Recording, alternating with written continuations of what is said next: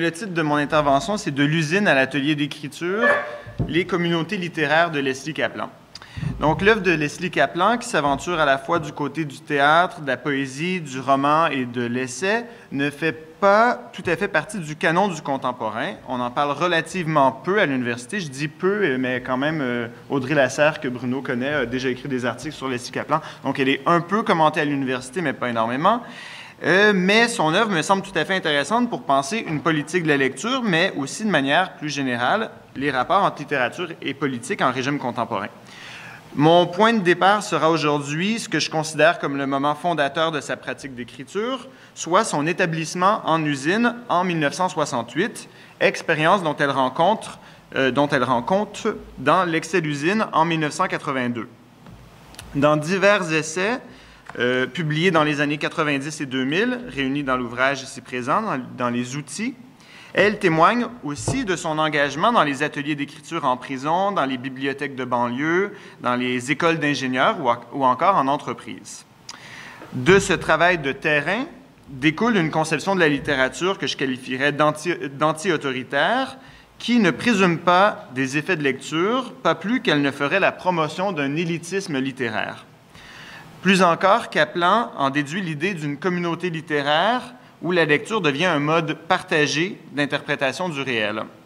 Cet aller-retour entre un engagement dans les lieux que l'on présume étrangers à la littérature, comme l'usine, la banlieue, l'entreprise, et le dialogue avec les grandes œuvres, celles de Maurice Blanchot, Robert Antelme ou encore le cinéma de Cassavetes ou de Rivette, crée une communauté de lecture dont les conditions de possibilité et la capacité de tous et chacun de s'emparer de la littérature afin d'interpréter ce que Kaplan désigne comme la vie vivante, selon le mot de Dostoïevski.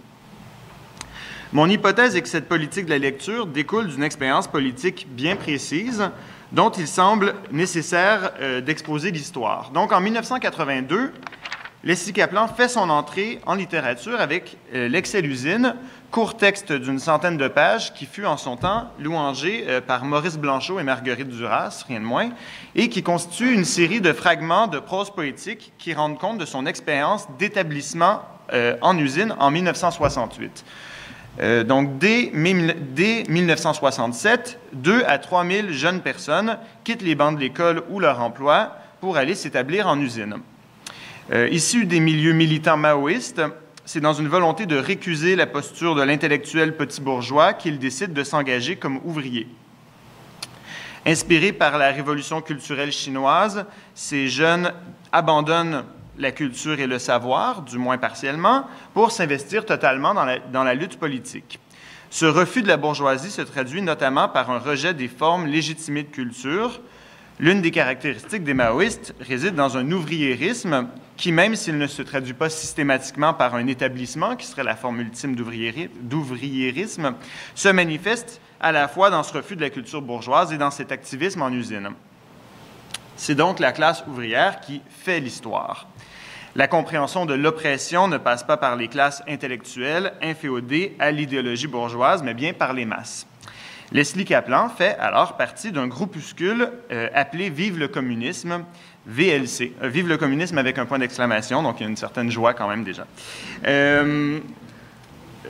L'Excès d'usine se distingue par une narration au « on », par un ton impersonnel. Je cite « L'usine, on y va, tout est là, on y va, l'excès d'usine ». Le texte de Kaplan ne contient aucune référence directe à l'expérience de l'établissement, comparativement, par exemple, à l'extraordinaire Établi de Robert Linard, qui était publié 3 ans plus tôt aux éditions de Minuit. Ici, c'est une attention portée aux données sensibles qui fait voir l'usine. Kaplan insiste sur les données empiriques qui constituent le socle de son expérience. Ce sont les odeurs, les couleurs de l'usine qui viennent décrire l'expérience du travail. Elle figure une expérience de la dépersonnalisation, ou, je la cite, un manque de subjectivation absolue, comme elle explique elle-même dans l'entretien avec Marguerite Duras qui clôt le livre, entretien qui a lieu par ailleurs après la parution du livre, mais qui est imprimé dans les éditions subséquentes et qui est repris dans les outils. Elle nous apprend donc qu'à l'usine, il n'y a pas d'histoire, c'est ce qu'elle dit. L'usine prend en effet les allures d'un lieu anonyme, établissant une sorte d'indistinction entre les espaces. Je la cite, « L'épicerie, c'est pareil, la banlieue, c'est pareil ». Donc, l'Excès d'usine témoigne de l'impossibilité d'un jeu qui soit un jeu. Encore une fois, je la cite. En somme, le récit de Kaplan incarne la trace de l'échec de l'utopie de la révolution prolétarienne. Mais pour elle, cette expérience, cet échec, n'aboutit pas sur une désillusion politique. Son texte est la mise en forme de l'expérience d'un lieu où le politique est impossible car il n'y a en quelque sorte pas de réel. L'abandon de la culture et du savoir pour aller au plus près des conditions matérielles se solde par un paradoxe. Kaplan dit le dénuement absolu de ces conditions matérielles et en même temps, il témoigne d'une puissance de la littérature, des capacités du langage à témoigner de cette absence de réel. Bon, enfin, c'est un paradoxe. On retrouve la trace de cette idée plus de 20 ans plus tard, plus de 20 ans après l'excès-usine, je devrais dire, donc plus près de 30 ans après l'expérience de l'établissement, dans le recueil d'essais « Les outils », où elle réaffirme que l'art n'est pas en dehors du monde. Dans un texte où elle parle de son travail lors d'ateliers d'écriture dans des écoles professionnelles ou avec des femmes en alphabétisation, expérience qui, pourrait-on dire, porte la trace de cette volonté de l'établi d'aller en usine. Donc, dans ces textes, elle réaffirme le pouvoir des mots. Je la cite un peu longuement. La confiance dans le langage, dans la parole adressée, avec ce qu'elle comporte de promesses, que chacun sente qu'il existe pour l'autre, et l'affirmation, qu'elle soit formulée ou non, du caractère polysémique du langage, de cette dimension de jeu et d'expérimentation, c'est la moindre des choses pour un écrivain, parce que c'est ce qu'il constitue comme écrivain. Pour moi, il est évident que les écrivains qui s'intéressent au lien social peuvent trouver un sens dans des expériences de terrain, souvent éprouvantes, parce que ces expériences sont aussi la réaffirmation de ce qui fonde leur travail à eux, écrivains. Fin de la citation. Ainsi, de l'usine à l'atelier d'écriture, on peut voir un fil conducteur dans la conception politique de la littérature qui est celle de Leslie Kaplan et qui s'appuie sur l'idée d'une parole adressée, de la littérature comme lien social, d'une relation entre l'écrivain et un autre, que cet autre soit écrivain en herbe ou lecteur. Le travail de Kaplan en atelier remet en question la fonction même de l'écrivain. À quoi sert un écrivain, ou plutôt à quoi sert un écrivain en atelier, en fait? Conformément à l'idéal de l'établissement, l'intellectuel, l'écrivain, n'est pas sur un piédestal, mais fait véritablement partie de l'histoire en marche.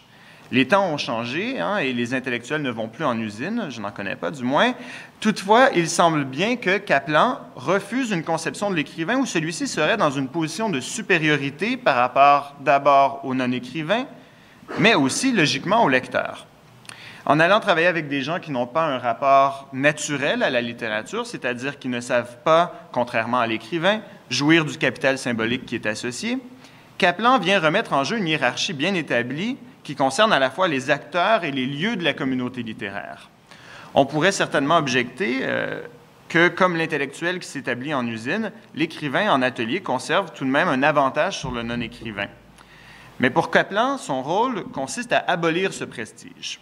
Cette interrogation sur le rôle de l'auteur n'est pas sans rappeler les considérations marxistes sur la division du travail manuel et intellectuel qui présidait à l'établissement maoïste.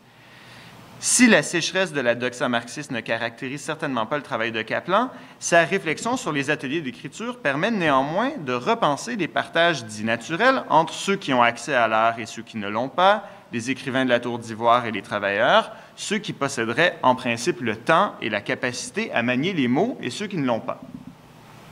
Toujours dans les outils, Kaplan explique les conditions qui constituent l'art en lien social. L'idée que l'art fait le lien entre les hommes peut certes apparaître simple, mais elle révèle les fondements anti-autoritaires dont je parlais tout à l'heure, de cette adresse dont nous avons parlé. Je cite Kaplan. Toujours dans les outils, en fait dans le texte inaugural de l'essai Les outils, donc le texte s'appelle Les outils. J'ai rencontré, il n'y a pas longtemps, une jeune femme étonnante avec qui j'ai sympathisé. Elle m'a parlé d'elle pour diverses raisons, mais sans doute d'abord parce qu'elle voyait en moi l'écrivain. Elle, peu d'études, peu de culture, très très peu. Elle n'avait jamais été dans une maison où il y avait de l'art, il y avait en effet des tableaux au mur. Plus tard, elle m'a dit qu'enfant, elle avait 7 ans, elle avait vu sa mère tuer son père. Et à ce moment-là, elle a ajouté « J'ai vu que ma mère était morte ». Cette phrase extraordinaire, exceptionnelle, « L'art, c'est l'exception », dit Jean-Luc Godard, « J'ai vu qu'elle était morte », Elle ne l'avait ni entendu, ni lu. Elle l'avait trouvée, seule et petite. De toute évidence, elle allait passer sa vie à la penser. Depuis, elle a fait quelque chose, elle en a fait quelque chose. Elle sauve les gens du feu. Elle est devenue sapeur-pompier. La culture, c'est ce qui lui donnerait les moyens, les outils pour penser toute cette phrase, l'accueillir toute, la vivre, la développer, la mettre en rapport avec des œuvres et des hommes qui sont en rapport, toutes les œuvres, tous les hommes, les outils pour faire partager à son tour aux autres l'objet de cette question-là. Fin de la citation. Cette anecdote que raconte Kaplan dévoile les postulats fondamentaux sur lesquels s'appuie le rapport singulier qu'entretient Kaplan à l'art et à la culture. D'abord, la phrase exceptionnelle de la jeune femme renvoie à l'idée que l'art peut surgir de n'importe où et de la bouche de n'importe qui. Cette phrase, dont Kaplan fait l'exemple paradigmatique de ce qui donne un sens à la culture, n'est pas une œuvre d'art, mais plutôt un énoncé ordinaire, défaisant une hiérarchie entre le langage de la littérature et le langage de tous. Kaplan glane les mots entendus et en fait de la littérature, invalidant l'idée d'une frontière trop imperméable entre la littérature et la vie et le langage ordinaire qui la structure. De plus, lorsque Kaplan veut mettre en relief le caractère, disons, communautaire de la culture, c'est par son dehors qu'elle parvient à en démontrer l'importance. La phrase que Leslie Kaplan entend recueille en tant qu'écrivaine, elle voyait en moi l'écrivain. La jeune femme ne l'a pas trouvée dans et par la littérature. L'écrivain, donc, n'a pas comme fonction de dévoiler le réel. L'art est un mode d'interprétation du réel, mais l'artiste n'en détient pas toutes les clés et la portée politique de la littérature réside précisément dans sa capacité de déplacement. Ainsi, la littérature, pour Kaplan, n'est pas une relation en sens unique entre un texte et un lecteur, pas plus qu'elle ne serait une relation autarcique entre un auteur et des lecteurs choisis et compétents. La littérature peut être détournée afin d'interpréter un réel qui n'appartient pas à la culture et qui n'a pas spécifiquement besoin de la littérature pour exister, qui ne l'attend pas pour être dévoilé. En somme, redonner une légitimité ou une souveraineté au lecteur, c'est aussi, jusqu'à un certain point, risquer l'abolition de la littérature ou à tout le moins de la fonction écrivain telle qu'on l'entend normalement. La communauté littéraire de Kaplan repose sur cet équilibre précaire qui a tout à voir avec une éthique de l'amitié. Hein, je la cite, « La communauté est placée sous ce signe, communauté des amis et des livres », écrit-elle dans un hommage à Maurice Blanchot, vous l'aurez peut-être deviné. Mais cette communauté ne repose pas simplement sur des énoncés de principes. Souvenons-nous que la première communauté de l'œuvre de Kaplan est celle de l'usine, communauté sans lecteur, sans culture, sans sujet. C'est cette expérience de désubjectivation qui pousse Kaplan à venir à la littérature. Car en compensant la littérature en comprenant la littérature à travers une relation avec des ouvriers, des ingénieurs ou encore des sapeurs-pompiers, Kaplan met en place une communauté littéraire qui inclut les non-lecteurs et les non-écrivains. Ce qui revient à dire qu'on est tous potentiellement lecteurs et écrivains. Cette idée peut apparaître relativiste, mais elle a plutôt à voir avec une conception anti-autoritaire de la démocratie. C'est là où je rejoins plutôt ce que Laurence disait plus tôt. Donc, la politique contemporaine de la lecture de Kaplan est le résultat d'une remise en question des conditions sociales d'existence de la culture qui était mai 68. Considérons ici, à l'instar de Kristen Ross, dont le remarquable mai 68 et ses vies ultérieures a fait date dans la compréhension de ce moment historique, que mai 68 est un mouvement culturel et politique qui avait comme ambition de réinventer des formes et des pratiques de vie, ce qui comprend bien évidemment des usages et des pratiques langagières. Si nombre des contemporains de Kaplan ont troqué la pulsion anti-autoritaire de mai 68 pour une forme d'élitisme, à la fois politique et esthétique, Kaplan reste, elle, fidèle à ses idéaux dans sa pratique d'écriture. En mai 68, des étudiants des Beaux-Arts fondaient l'Atelier populaire des Beaux-Arts et se mettent à produire des affiches dont l'une frappe l'imaginaire. La police s'affiche aux Beaux-Arts, les Beaux-Arts affichent dans la rue. S'il serait un peu abusif de dire que l'œuvre de Kaplan descend dans la rue, elle reste tout de même fidèle à ce geste. Hein. Faire descendre la littérature dans la rue, c'est rendre possible la lecture de tous et chacun, non pas sur la base d'une culture partagée, mais sur la base d'une intelligence partagée.